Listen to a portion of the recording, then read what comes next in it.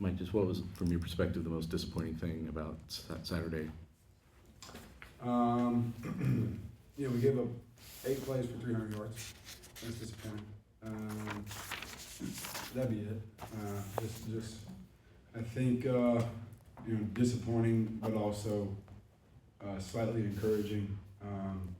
Is that we did fix a lot of problems. I would say in the box in the front seven, front seven that we've had. So some things got fixed. We played good defense at some points, at some positions. Just not nearly consistent enough. And then when you give up 8 plays for 300 yards, like just not winning football on defense, it's not going to happen. There are things to build upon, but also those 8 plays for the most part are inexcusable and things that we have to get fixed. This is 2 weeks in a row talking to Manny outside. He's bringing up communication. You were bringing it up last week. What are you guys altering right now in terms of approach during the week that helps that on Saturday, or is there something you can do? We're continuing. Every week we try and find some new add-on to try and fix those issues. Just there are some things that we're doing within the positions, the defensive back positions in particular. That's where it's coming from. We're doing some things in practice in particular to try and fix those. And now we've been doing some things in practice, and then we're continuing to make every single play on the field like it's in a game, to where they have to communicate amongst themselves and not have, let's say, a coach out there communicating to them. And now there's a fine line between coaching at practice and letting them play, and we're finding that. But there's also ways, I think, that we have found, just trying to make it more exactly like game day. Because we're doing some things in practice, we're just not taking them to the game. So continuing to make things harder in practice like it is in the game, so that hopefully we can see some of that carry over. What makes CJ Nunnally such an effective pass rusher? Effort. Desire, effort. He plays hard. He rushes very hard. You go watch his rush. I don't know that there's a pass rush move in there other than he's going extremely hard. And he's had on that play at least 4 of the guys rushing the passer that were also rushing hard. So he got to be, he beat the tackle and then beat the running back and then got to the quarterback. He plays with a high motor.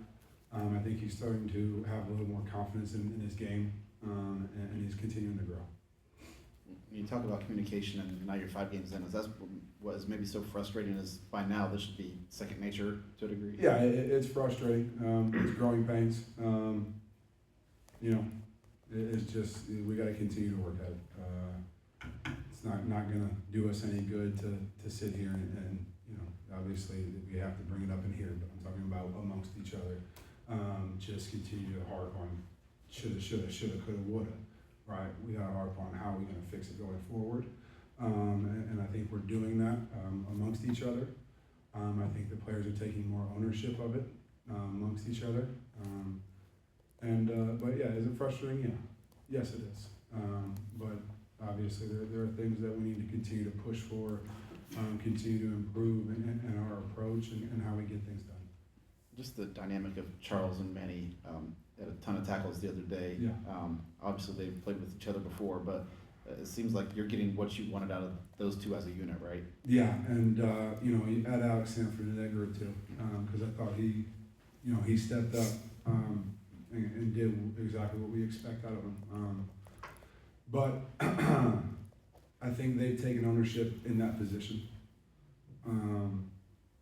Taking ownership in being a good football player and what it requires, and they're doing the work. And it's been a build up, but they now are starting to understand exactly what it requires, and not only doing that, but even more. And the more they do that, the more success they'll see. They need to be more leaders, though. Right? It can't just be them 2, them 3. We need everybody. Coach, how much were some of Saturday's issues in the back end the result of not having Tony Grimes? We'd love to have everybody, but I got belief in all of our players. you know, I don't, you know, I'd love to have Tony out there, and yeah, would it help? Maybe, maybe not. I couldn't really tell you that, because I got belief in everybody, and I got belief that everybody can communicate. That issue, you know, I think it's, you know, kind of looking in the mirror and you know, you hear somebody say something to you and that you got to do something and how important something is. And maybe you don't fully grasp it, and then it gets put on display for everyone to see. And sometimes it takes that to them to really kind of dig deep and look at themselves and kind of say, okay, not only does coach want me to change, but I want to change. Manny said out there that the communication begins with him, it sounds like. He's the guy that wears the microphone, Yep. communicates to the line. Imagine he communicates to the back end. I mean, then is it the responsibility of each guy to know a level and communicate it to their fellow teammates at that level? Yeah, we have a lot of ways that the play calls are getting put in the game. So yes, Manny has the green dot on, and he is listening to me call the play every play, and then give him a few pointers here and there on what to tell people, what to say. But it's getting communicated at many different levels. You don't need Manny Powell per se to know what the play is out there. And from that point, it comes with talking. It's just talking to each other, right? And because, you know, a lot of times everybody may not on the start, as soon as they get the play call, they might not all have the same thing in mind, right? I may be a safety and I may not really understand what's going on, and I may say something wrong in the corner, but he's going to look at me and say, no, we're doing this, right? And then everybody gets on the same page. It becomes really easy to do that, and mistakes don't get made that way. So it's as simple as communicating between each other, but also like understanding that you need each other, right? Without each other, we're nothing. So until they fully grasp that they all need each other on every single snap, you know, that's where you'll start to understand how important communication is. And I think, pray, we're getting there. Minnesota's offense, kind of give us the skinny on what you see there, what you expect. Yeah, they got a young quarterback, but he's talented. Drake Lindsey, big guy. He runs the offense well. They got a big offensive line. They got a few receivers that can really run, and Drake throws a really good post route. I've been watching him since he was in high school down there in Fayetteville, happened to cross paths at the same time. Him and Manny Powell happened to be high school teammates. You know, he's a talented kid. He's a smart kid, and he makes a lot of checks. He kills a lot of plays. He gets them into looks they want to get into. And then they got a boatload of tight ends that they use. They'll put 2, 3, 4 out there. And then they got talented backs in the backfield. And the running back's been back. He came back last week. They got weapons all over the place. Starts with the quarterback and the running back. But they're big up front. They can run the ball and they can play action and throw it deep if they need to. And then the tight ends are really good at sitting in windows and zone coverage underneath.